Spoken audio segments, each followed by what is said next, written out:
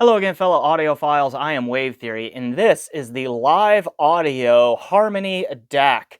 This is a $2,700 US R2R or ladder DAC from A-LAiV. They sent this directly to me. They have asked nothing in return other than a fair and honest evaluation of the product, which you are about to receive, and they really have not made any attempts to influence my opinion in any way. They have been very responsive to any kind of technical questions that I've had about their products too, so nice job to them on that one. So the link that you will see down in the description to A-LAiV Audio's website where you can buy this will not be an affiliate link. It is just there for your convenience. However, if in the future any of the retailers I am an affiliate partner with choose to carry this product, then I will put affiliate links down below and label them as such. And if you use one of those links to buy this product, it will help support the channel because I will get a small kickback, and I only use affiliate link money to help keep the channel running. I have already reviewed the aesthetically matching Harmony HP2A amplifier from A-LAiV here, and so see a link in the description for that review, and I called that one a rock-solid piece of hi-fi gear. And you know what? Same is true of this guy. Okay, the Harmony DAC is a rock-solid piece of hi-fi gear that I really enjoyed getting to know. Now, we're going to be here for a while because there are a ton of features on this thing, and they all can affect the sound a little bit, so there's going to be a lot to dig into. So stick around after shameless self-promotion and use those timestamps to jump around and see what you need. All right, let's get into it. Hello. I'm one of the reasons that Wave Theory can't spend all of his money on audio gear. He wants you to know that your support is vital for keeping the channel running. So if you enjoy Wave Theory's bussin' review riz and no-cap review style and want to encourage him to stay in the basement so I don't have to listen to his dad jokes as much, like the video and subscribe to the channel. You can also send him a donation on PayPal or sign up for the Patreon. Links are in the description. Now on to the review.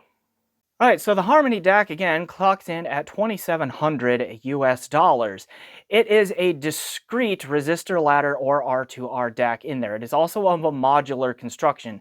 The animation that A-LAiV shows on their website to this suggests, or makes it seem like that they have two resistor ladders because it's a balanced unit, so one for each channel, that are basically on like a card, almost like a graphics card that you would stick into a PC motherboard kind of thing. Just has that kind of a look and that kind of a vibe to it. But anyway, one per channel on there, so you get a discrete R2R design in here. It will decode PCM files up to 768 kilohertz in sampling rate. As you see, it's kind of doing right now. It's taking a 96 and upsampling it to a 768. By the way, this will probably change a little bit for the purposes of this review and to have on the screen here. I have a little FIO SR11 streamer feeding this via USB, and I have it on shuffle in a giant Rune playlist that I have here. So you might see this sampling rate change a little bit throughout the course of the review, or possibly even switch to DSD depending on what track comes on. But I just left that there for aesthetics. So if that changes, it's supposed to. But it will accept a 768 kilohertz input from either its USB or I2S inputs, and I'll show you the full complement of inputs here in a little bit, as well as DSD up to DSD 256, which it will decode natively as far as I understand in there. There is an oversampling filter on here for PCM files. There is no oversampling filter for DSD. However, in PCM, if you wish to not use the oversampling filter that is on board, there is a NOS mode, or a NOS, non-oversampling mode in here, which will defeat all internal oversampling. And that does have sonic effects. And there are situations where you just simply won't want to use the internal oversampling, such as feeding this an already highly oversampled file, and more on that in a little while. Okay. But other than that, like, I mean, we'll take a unit tour here in just a moment to see what some of the other features are, but those are really the key things. Balanced resistor ladder, okay, with PCM files up to 768 kilohertz and DSD up to DSD 256, and you have the option of using the onboard oversampling filter or not in the PCM files. All right, so with that, let's go ahead and take that unit tour, look at the build of the unit, look at other features and that sort of thing, and then we'll come back on the other side and we will talk about test gear and sound and all of that good stuff. All right, here we go. All right, let's take a quick tour of the unit and see if my camera will focus on the front panel. There we go, that's better. It's gorgeous, honestly. I mean, it's got the same aesthetic as the HP2A amplifier, with the exception of the screen here just looks a little bit different. And I will walk you through the different screen modes and what all of that does here in a moment because it's extensive. Otherwise, we have just this display here. We have enter the menu button, and then you can navigate menu options by hitting that. And then this is also a button up here. Then we have this power/standby button over here, which you tap it once to do the screen on and off, push and hold to go in and out of standby mode. All that. So very nice aesthetic and all that. It really looks the same as the HP2A amplifier. I mean, it's got those three holes there and there to accommodate the spike feet of the amplifier. And before I move on, I want to talk about that. So let's cut to that clip here real quick. Just like the HP2A amp, the Harmony DAC comes with these three metal feet here that are rubber on the bottom, and then they have a divot in the top to catch the spike that's on the bottom of the DAC here. And this is the same system as the HPA2, and they stack really well. But one thing I did admittedly miss the first time around on the HPA2 or HP2A amp was that both units ship with this thing, both the Harmony DAC and the HP2A amplifier. And what that is this is a pattern or a guide on how to place the metal feet there, and then that way when you take the DAC or the amp, you just set it down. And as long as you pay attention to what you're doing, it's not a problem, but it does line it up. And I got to get my head down here to see it. There we go. Yep, beautiful. Went right in. And then you can just slide this right out. Okay, just like that. So apologies for missing that the first time, but that is an option there. And then, of course, the amp can stack right on top or vice versa. Okay, lovely little system that they have there. Okay, wanted to get that out of the way there. Now, don't worry, we are going to talk about the display, which is one of the best DAC displays I've ever seen. Right, or at least one of the most helpful DAC displays I've ever seen, and the remote control and all of that. But right now I want to turn it around and show you the back panel. Then we'll come back and do all that stuff. All right, back panel. We have standard IEC power input. We have ground connectors right here if you want to use external grounding. If you have any kind of like ground loop issues or anything like that, that might be a nice option to have. 4 digital inputs. We have USB, Toslink, fiber optic, okay, coax, SPDIF, RCA, coax, SPDIF, and then I2S. Then over here we have the analog outputs. We get one set each of balanced 3-pin XLR and then RCA single-ended. All right, so fairly straightforward on the back panel there. The other thing that you see here is that we have that triangular foot organization again, or pattern. So if you load this thing up in one of these corners, you will get it to pop a wheelie. Okay, that happens on either side. So if you stack this with something other than live gear, like the matching HP2A amp, just be very careful how you load it up. All right, let me turn it back around and let's talk about menu options and that beautiful display. All right, here's the startup sequence when you power it on. Live Harmony, and okay, we get some information here. I can see that my camera is going to have some focusing issues. Okay, that's all right. Oh, there we go. We'll power through. Okay, so shape indicator for matching to the remote control. I talked about that in the HP2A review. The remote controls for both units are identical, okay, looking like this, and you have the slider at the top, triangle, square, whatever one that this thing is set to is which one the remote control will control. So if you have both units, you can control both independently from the same remote control with a flip of that switch. Okay, what do we see in the menu options here? All right, and I have nothing plugged into I2S, so what we're going to do is we're first going to switch input to USB and stop being blurry. All right, there we go. And one of the ways that this display is really helpful is not only do you get input info, whether or not you're in oversampling versus non-oversampling mode, whether or not you have PCM or DSD coming through there or anything like that, is look what it's doing here. It's telling you that when you're in oversampling mode, that it is upsampling all the way up like 16 times, or 16 FS as it were. Now I need to go into the menu and change the display settings for you here so that it stays on. And so we do that, we go in here, we don't want that, we don't want that, come on, focus camera, all right, don't want that, here we go, display, brightness is on high, that doesn't matter, let's go back, okay, the delay, this is how long the, right, this is dimming right here, we don't want it to dim, here we go, display dim, never, that's one option, but what I want it to do is display off. Here we go. This is the timer. We'll set it to never so that it stays on, okay, during the duration. So you can control the brightness and how long the display stays on. And you can kind of see, at least on my phone anyway, you can see that there are like little lines going through there. This is an OLED display, so it's updating. So there might be some like refresh differences and little lines and like looks like distortion going through, all right, because of my phone camera. But rest assured that is not happening, all right, in real life here looking at this thing. All right, now, even though you can turn that display off and set it to a lower level, like you may or may not want to. It's a super helpful display, but because it's OLED, it can burn in a little bit. And so when we come back here, I don't know how well this is going to show up. I'm going to pause this and take the camera off real quick and get in there real close. All right, let's see how well this shows up, and I don't know how well the flickering is going to do, but the screen can burn in a little bit, and to my naked eye, I can see a little bit of like old numbers in memory where just different little different gradations in brightness there in the lit parts of the screen there, just because I left a static image on there for too long and it burned in. Now, you are allowed to be bothered by that for a $2,700 unit. And so, like, one of my recommendations to the A-LAiV company moving forward is don't use OLED for this. It's a beautiful screen that has lots of good information on it. Don't make it OLED, make it LCD.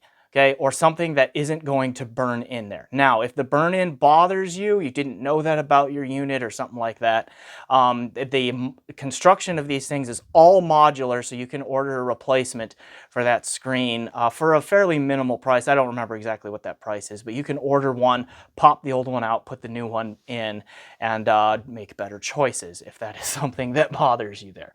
All right, so lots of good info here.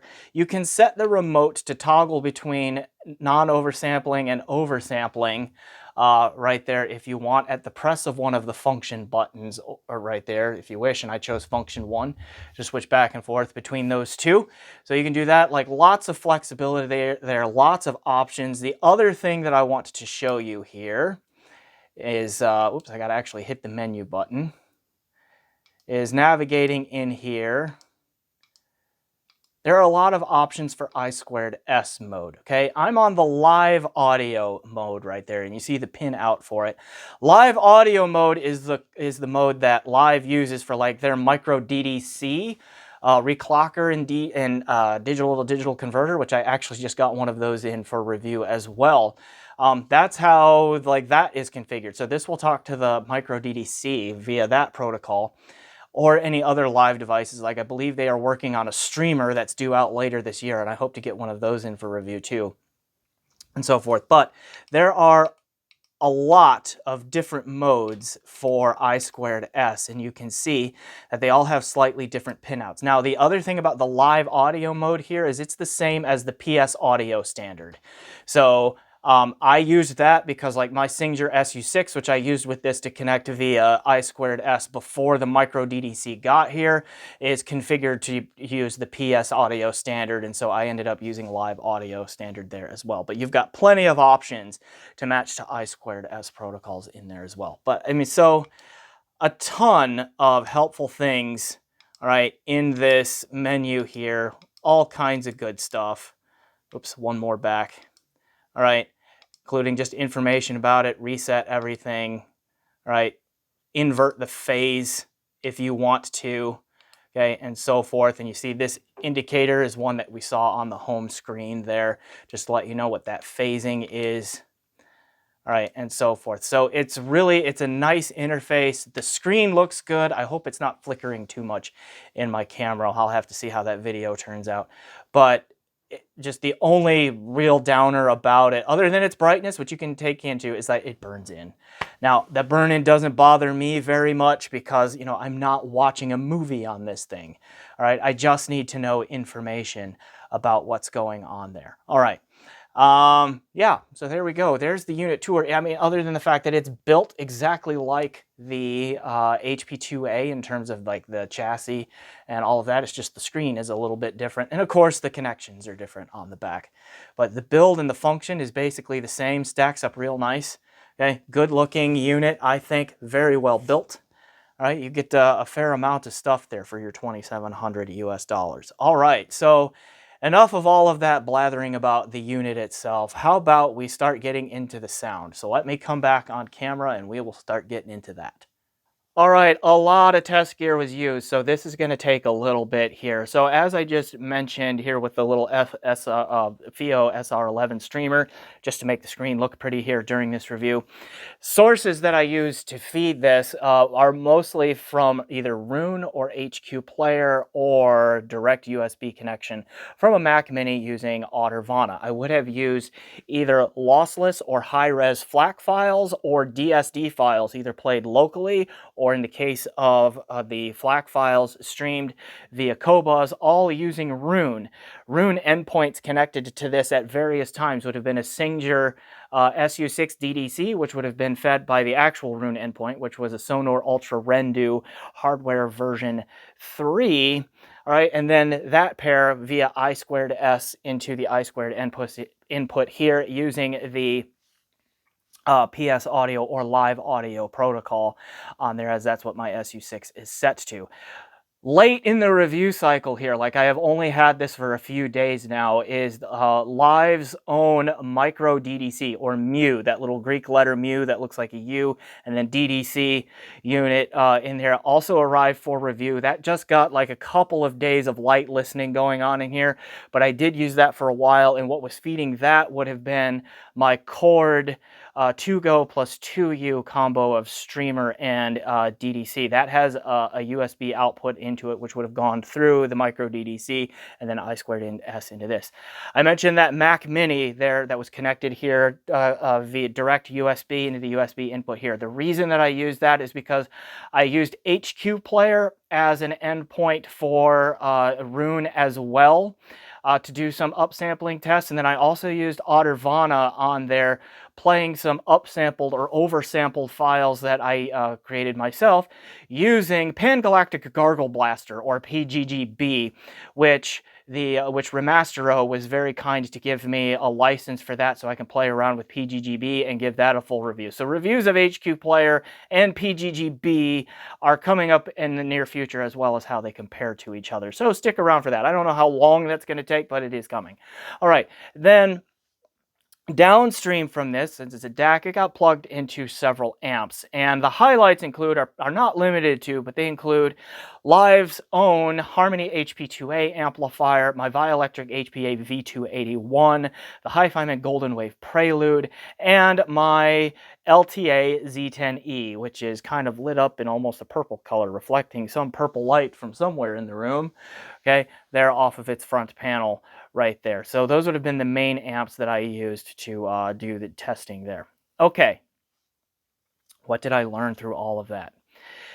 So, do you know how, like, in audiophile circles, we often, like, pigeonhole different types of products into, like, certain categories of sound, right? And I try to caution people against that, but, like, what I'm saying is, like, it's very common in audiophile circles here to, like, hear people talk about the tube sound, usually, which means, like, kind of warm and thick, right? Or the R2R sound, which generally means like very refined and very smooth and very holographic, but possibly lacking a little bit of clarity and detail. And then there's the Delta Sigma sound, right, which tends to be like, again, more detail forward, maybe not quite as refined and smooth sounding as an R2R, you know, those sorts of things. And then even within the Delta Sigma sound, there's like the ESS sound and the AKM sound and the Burr Brown sound and like now the Cirrus Logic sound and all of that kind of stuff. Okay, why do I bring this up? Well, this is an R2R DAC, but it doesn't really sound like your typical R2R DAC, at least not to my ears. It does have a lot of refinement and smoothness to it in its presentation, but it's got a more active, energetic, lively, and, like, dare I say, slightly detail-forward kind of sound to it.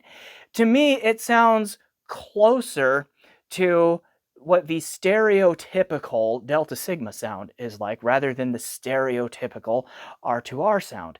If you are familiar with the Socris house sound, for example, this is closer to that than it is to, say, the Denafrips or Musician house sound, because Denafrips / Musician does have that kind of warm, smooth, like really just kind of liquid flowing, blending together kind of R2R sound to it. Socris has a much like smaller, narrower, aggressive forward sound to it, even though both of those companies make R2R DACs. This one is not all the way towards the Socris end of the spectrum, but it's a little bit closer. It's definitely leaning that way, I should say, on that one. So this is another one of those pieces that tells us that we need to stop pigeonholing certain architectures into certain sound types, right? Because again, we have another mold breaker here. Now, perceived frequency response come from kind of a 1,000-foot view here. Pretty flat, right? Very neutral kind of sound. I really did not detect any kind of noticeable emphasis on any of the three major ranges of the frequency spectrum, meaning bass, mid-range, treble, right? I didn't really hear any kind of forwardness or recession that I could meaningfully pick out through any of those ranges. Just kind of seemed very flat and like across the board right there, which I think is good. Okay, tonality is also pretty even. Seems to have fairly natural and organic relationships between fundamental frequencies and their harmonics.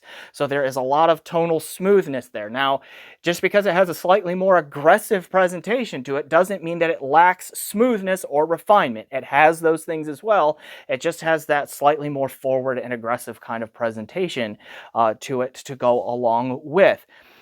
All right, so then talking about like a bit, but I mean, otherwise, frequency extension is good. It seems to have very linear bass. It does seem to go all the way up in the air frequencies. It just doesn't really seem to emphasize any of those. So it really is kind of the sonic picture of neutrality in a lot of ways. So take it or leave it. Some might call that bland. Some might call it boring. I'm just reporting on that's what my ears tell me about the perceived frequency response right here. All right, to me, one of the other positive aspects of its presentation is that it has a rather dynamic sound. Like, because of that sort of like more active, energetic, and a little bit more aggressive kind of presentation to it right here. And I don't want to overemphasize this aggression that I'm talking about. It doesn't necessarily sound like an aggressive DAC in a universal sense, just more than you likely would expect from that stereotypical R2R sound in there.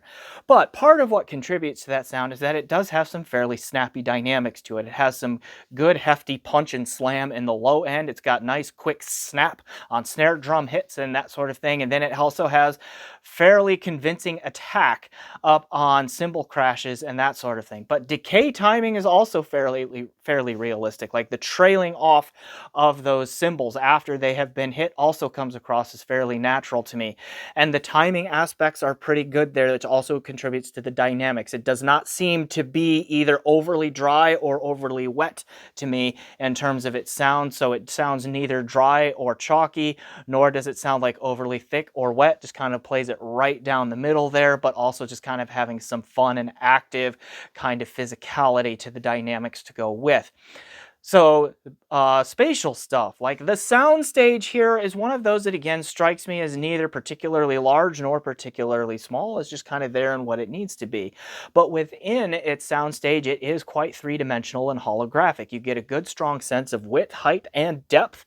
And then also sounds within the sound field are placed well. There's a good sense of imaging in terms of where they are, and then separation between images, like where are images not. But again, it doesn't do it in a discretized way, all that. It doesn't do it in an overly blended way. It does it in a fairly natural and realistic way, which I appreciated there as well. So, I mean, really altogether there, I mean, it's just general behavior here. It does a pretty good job, and I think it does earn its price tag and stay competitive with a lot of DACs around its price, which we'll get to comparisons here in just a little bit.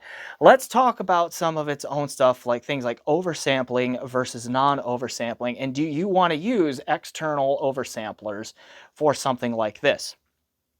Okay, the onboard oversampling filter here is pretty good, and I actually, for like more standard sampling rates, which I will define to be 44.1 kilohertz PCM up through 192 kilohertz PCM, so let's just call those your everyday sampling rates, I actually did prefer the oversampling mode to the non-oversampling mode just slightly here. I thought that the oversampling mode was just a little bit cleaner, a little bit clearer, had a little more clarity to it. It was just a little bit smoother. And I don't mean smoother in like a refinement sense, although that was there. I mean just like the non-oversampling just sounded a little bit harsher around the edges to me than the oversampling does in an unrealistic way, whereas oversampling got a little bit more close to a lifelike sound to my ears there at those everyday sampling rates.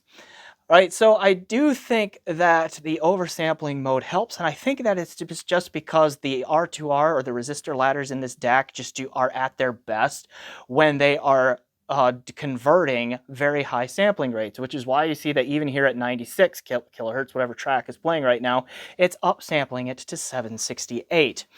All right, so that's at everyday sampling rates, though. What happens if you were to feed this a really highly oversampled file, either like from HQ Player or something you put through PGGB first and all of that? Well, then you do want to use the non-oversampling for sure and just forgo the internal oversampling, because what HQ Player and PGGB are doing for you is the work of an internal oversampler, just in a dedicated fashion and outboard. So you don't want to go oversampling into oversampling. You just want to do oversampling once. So if you use external oversampling, use the NOS mode here, and that does really help the sound. Does this DAC react well to highly upsampled files? And yes, I think it does. The gap here is maybe not quite as large as the performance gap that you would get from something like a A-LAiV at 44.1 kilohertz as compared to feeding it something that's 705.6 or going from 48 to 768 or something like that. Maybe not quite as big of a gap here, but it's still noticeable, even if you use the internal oversampler, which is just a little bit better than the non-oversampling for up to 192. All right, but even the gap from the using oversampling up to the internal oversampling to external oversampling is significantly larger yet. There is a noticeable sonic improvement here going up using those external oversamplers. So I personally will add the A-LAiV Harmony DAC to the list of DACs that I think is a good candidate to use high quality external oversamplers, HQP and PGGB, for all that and out there. And like, what are the sonic benefits? I think the soundstage gets a little bigger. So I mentioned it's not a really big soundstaging DAC, but with the really higher sampling rates from PGGB, HQP, it seemed like the soundstage got bigger, the holography got more holographic, right? So the imaging, the separation, the depth, the layering all became a little bit more realistic and lifelike. And that way there was a little bit more resolution and even a little bit better tonality. And the tonality, again, was already strong, so was the resolution and the texturing and all of that. Like, those were already strong to begin with. But with the external oversampling, they just raise their level like all the more there and start to become even more lifelike and realistic in their sound. For comparison's sake here, like the performance of this DAC here gets very, very close to my Berkeley Alpha Series 2 and even my Lampezator Baltic 3 when it's in its NOS mode being fed a really highly upsampled file, either a 705.6 or a 768 in there. Like it comes really darn close to those two DACs that are like, at least when they were brand new, were about twice the price or higher than this unit in there. So that's, I think, a compliment to it, and also like tells me that where it fits in the market fairly well there. I do want to make some quick comments about using its single-ended output versus its balanced output here. Like most DACs that are built balanced, it sounds better when you use the balanced output. Not because balanced is an inherently better topology from the get-go, but just because if something is designed to be balanced and all of the part selection went into its balanced nature, then it does sound better to be used the way it was designed to be made. The single-ended outputs are usually just there more as a convenience. And that's true here too, I think. The gap between the balanced outputs and the single-ended outputs here is not the biggest I have heard around this price, but it's also quite noticeable. I don't think that you buy this DAC just to use the single-ended outputs. I think you use the balanced outputs to be like your main outputs to either your headphone amp or your speaker amp or whatever it is you're going to use, because that's the better output. You can use the single-ended outputs there to like feed a pair of subwoofers or something like that, where you don't need quite as much fidelity out there. Although you may still want to figure out a way to use the balanced output even for subs, because I think that there was just even better texturing even in the bass from the balanced outputs than there was the single-ended outputs. What are those other sonic differences there though? Like, I mean, as is usually the case, the balanced outputs give you a bigger and more holographic sound stage. They have a little bit smoother and more refined sound, and they are a little bit more detailed and textured, generally speaking, not just in the bass and all of that there. So again, I don't think you buy this DAC just to use the single-ended output. I would use the balanced output if at all possible there. Which input should you use? That really depends, I think. Pinning down, was the I2S better or was the USB input better, really depended a lot. Like, because I used the Singer SU6 and then A-LAiV's own micro DDC, like reclocker and digital-to-digital converter in there, routed through I2S, like those are two really high quality sources. So are we talking about quality of input there, or are we talking about the quality of the thing that is doing the output into that, right? And so to me, it's hard to pin down like what's actually the better input. But I will say I got really good sonic performance from both the USB and the I2S inputs, and those are the two that I used the most. Now, the SPDIF inputs, which I really did not use much here because I don't have a ton of like really good SPDIF sources. But one thing that it will do if you're interested is if you have a CD transport that will support it, this display right here will display CD track information if your transport can output that via the SPDIF outputs there. So that's a neat little feature to have there if that is something that is of interest to you. All right, let's then talk about how it compares to its competition. What is out there around this price? Well, not far away from this price, we have the Ferrum Vondla, particularly if you pair that with the Hypsos power supply. The price is not all that different in there. And I was impressed with the Ferrum Vondla. I only had the original there. I thought that that sounded really good, and like was the first DAC that made me look at my Berkeley Alpha Series 2 and go, do I really need you anymore? And yes, I do. It didn't quite catch the Berkeley, okay? But this one didn't either. So they were both very similarly close to the Berkeley in terms of how they, in terms of like detail retrieval and resolution, holography, texturing, like all of those kind of technicality kind of things.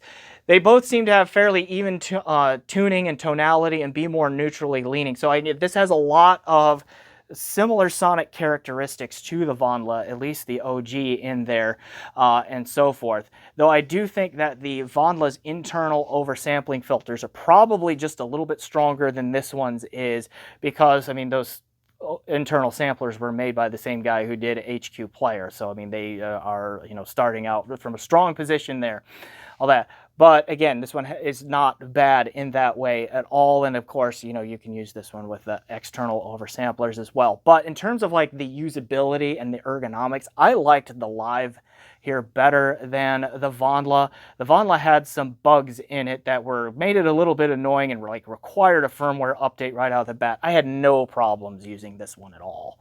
Okay, it's just rock solid in terms of its stability and the actual using of it. A little bit cheaper than this would be my Chord Hugo 2 DAC, which is single-ended only. So and is higher performing from its single-ended output than this is from its single-ended output. So that would be one reason to go with a Chord DAC, is if you need single-ended here. The Chord is a little bit more forward and aggressive and like detail forward in its sound yet than this one is. So even though the Harmony here is leaning a little bit more towards the aggressive end of the spectrum there, the Chord goes a little bit farther in terms of that sound in there too. So I think this one just sounds a little bit smoother and has just slightly more refinement to it and that sort of thing. I think that the Harmony here has a little bit more like low end heft and dynamics to it overall there in its sound there.